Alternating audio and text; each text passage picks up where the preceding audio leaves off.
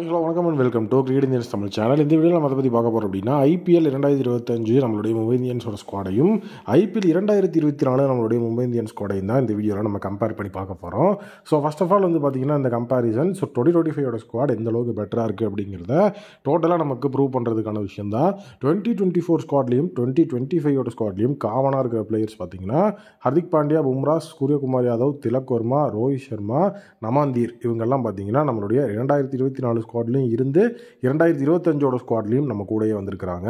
So இப்போ இந்த players இல்லாமல் மீதி பிளேயர்ஸ் தான் வந்துட்டு புதிய பிளேயர்ஸாக இருக்கிறாங்க.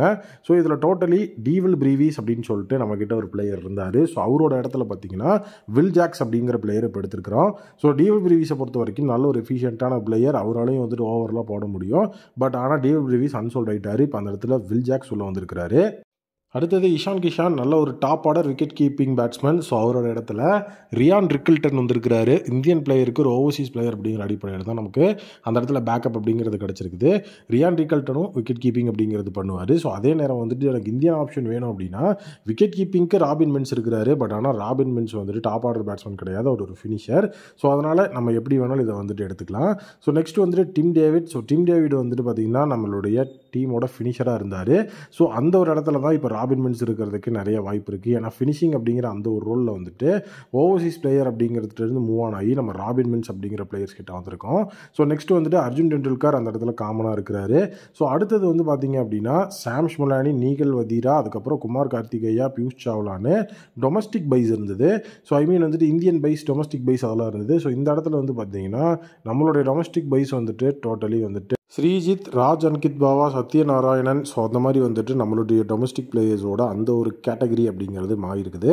ஸோ ஓவர்சீஸ் ஸ்பேஸ் அட்டாக்கை பொறுத்த வரைக்கும் ஜேஷான் பெகரண்டாவ், ஜெரால்ட் கோயிட்ஸே, தில்ஷன் மதுஷங்கா, துஷாரா அப்படின்னு ஓவர்சீஸ் ஸ்பேஸ் அட்டாக் இருந்தது. ஸோ இந்த தடவை நம்மளுடைய ஓவர்சீஸ் ஸ்பேஸ் அட்டாக்ல நம்மளுடைய ட்ரெண்ட் போல்ட் மீண்டும் நமக்கே வந்திருக்கிறாரு.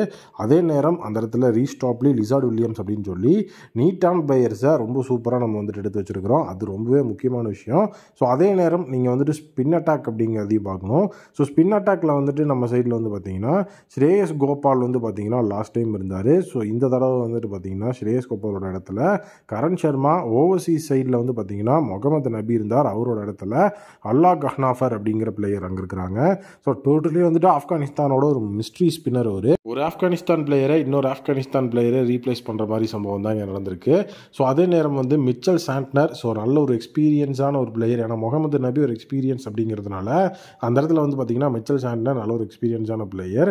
ஸோ அவரையும் உள்ளே வந்துட்டு நம்ம ரீப்ளேஸ் பண்ணியிருக்கிறோம். அதுவுமே ரொம்ப நல்ல விஷயம். ஆகாஷ் மத்வாலோட அந்த ஒரு இடத்துல பார்த்திங்கன்னா தீபக் சஹர் உள்ளே வந்திருக்கிறது உண்மையிலேயே சரியான விஷயமாக தான் நான் பார்க்குறேன்.